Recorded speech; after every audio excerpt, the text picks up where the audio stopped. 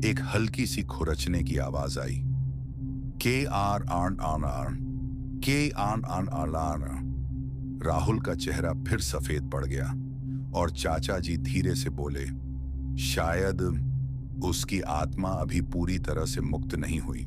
मंदिर के गिर चुके मलबे के अंदर से फिर वही आवाज आई, के आर आन आन आन, के आर आन आन। जैसे कोई भारी चीज धीरे धीरे पत्थरों को हटा रही हो। मेरा दिल जोर जोर से धड़कने लगा। राहुल धीरे से बोला, भाई ये आवाज फिर से आ रही है। चाचा जी ने मुश्किल से उठने की कोशिश की। उनकी सांसें भारी हो चुकी थीं। वह धीरे से बोले, रमेश, शायद हमसे गलती हो गई। मैं घबराकर पूछा, कैसी गलती चाचा जी? चाचा जी ने गिर चुके मंदिर की तरफ देखते हुए कहा, उसका सर जल गया, लेकिन उसकी आत्मा इस मंदिर से बंधी हुई थी और जब तक पूरा स्थान शुद्ध ना हो वह फिर लौट सकता है। मेरे पैरों के नीचे की जमीन जैसे खिसक गई। तभी अचानक डीएचआर! मलबे का एक बड़ा टुकड़ा जोर से हिल गया और उसके नीचे से एक जलता हुआ हाथ बाहर निकला। राहुल की चीख निकल गई, भाई वो फिर आ रहा है। मैं डर के मारे जम गया। मलबे के अंदर से धीरे धीरे वह बिना सर का जलता हुआ शरीर फिर खड़ा होने लगा। उसके शरीर से धुआं निकल रहा था, लेकिन वह अब भी जिंदा था। उसकी खाली गर्दन से काली धुआं जैसी चीज निकल रही थी और उसके हाथ फिर हमारी तरफ बढ़ने लगे। चाचा जी समझ गए थे अब बचना मुश्किल है। उन्होंने धीरे से कहा, रमेश, राहुल, भागो। लेकिन इस बार हम भाग नहीं पाए। सरकटा ने बस एक ही पल में हम तक पहुंचकर राहुल को हवा में उठा लिया। राहुल जोर जोर से चिल्ला रहा था, भाई बचाओ। अगला पल, सीएच राख। राहुल की चीख अचानक बंद हो गई। मेरा खून जम गया। मैं डर के मारे पीछे हटने लगा। चाचा जी त्रिशूल उठाकर फिर उस पर टूट पड़े, लेकिन सरकटा अब पहले से ज्यादा भयानक हो चुका था। उसने बस एक वार किया और चाचा जी जमीन पर गिर गए। उनकी सांसें वहीं रुक गईं। अब जंगल में सिर्फ मैं और वह श्रापित प्राणी बचे थे। मैं डर के मारे जंगल की तरफ भागने लगा, लेकिन मुझे महसूस हो रहा था वह मेरे बिल्कुल पीछे चल रहा है। उसके भारी कदमों की आवाज, धुप धुप धुप। रात का अंधेरा और गहरा होता जा रहा था। मैं भागते भागते जंगल के अंदर खो गया और उस रात के बाद मैं कभी वापस गांव नहीं पहुंचा। आज भी उस जंगल के पास से गुजरते हुए लोग कहते हैं, कभी कभी रात के अंधेरे में एक बिना सर का जलता हुआ साया पेड़ों के बीच घूमता दिखता है और कभी कभी दूर कहीं से किसी आदमी की मदद के लिए चीखने की आवाज आती है। लोग कहते हैं वह आवाज मेरी है, क्योंकि उस रात सरकट्टा ने किसी को नहीं छोड़ा। कहानी समाप्त। तो मेरे प्यारे दोस्तों, आज की यह डरावनी और सच्ची कहानी खत्म होती है, लेकिन मैं इस चैनल में आप लोगों के लिए हर दिन एक अनोखी और सच्ची ट्रक ड्राइवर की आप बीती और कहानी लेकर आता हूं। लेकिन आप लोगों से मेरी एक रिक्वेस्ट है, प्लीज हमें सपोर्ट करने के लिए हमारे इस वीडियो को लाइक करके चैनल को सब्सक्राइब कर लीजिए। और अगर आप भी अपना नाम नेक्स्ट वीडियो में अनाउंस करवाना चाहते हो तो इस वीडियो के कमेंट सेक्शन में अपना नाम लिख दीजिए। और हम लोग मिलते हैं नेक्स्ट वीडियो में एक नई और डरावनी कहानी के साथ। तब तक अलविदा।